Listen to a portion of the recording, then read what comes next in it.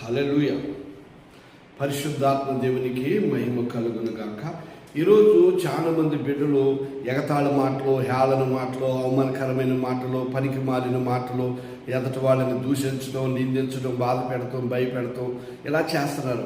అందరూ మేము దేవుని నమ్ముకున్నాం, ప్రార్థనకు వెళుతున్నాం, ప్రార్థన చేస్తున్నాం, మేము ప్రార్థన చేస్తే కార్యాలు జరుగుతాయి, అన్నీ ఎన్నో మాటలు చెప్తున్నారు ప్రియా దేవుని బిడ్డలు. కానీ దేవుని వాక్యము ఇదే సామెతల గ్రంథం 8వ అధ్యాయంలో 13వ వచనంలో ఆయన అన్నాడు, యెహోవా యందు భయభక్తులు కలిగి ఉండుట చెడుతనమును అసహించుకొనుటయే, గర్వము, అహంకారము, దుర్మార్గత, కుటిలమైన మాటలు నాకు అసహాయములు.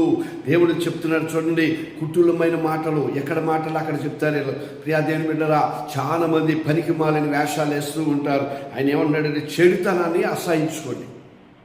దేవుని బిడ్డలు చెడుతనం కలిగి ఉండకూడదండి. ప్రార్థన జీవితం కలిగి ఉండు.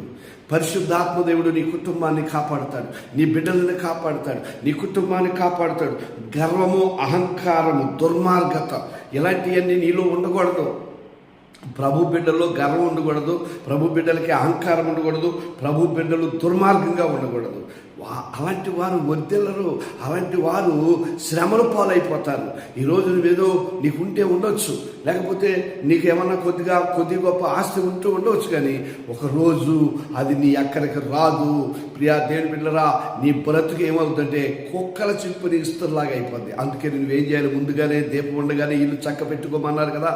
అలాగే ప్రభు పాదాలు పట్టుకుని, ప్రభువా నన్ను క్షమించు, నా కుటుంబాన్ని కాపాడు, నా బిడ్డలను కాపాడు అని నువ్వు ప్రార్థన చేయి.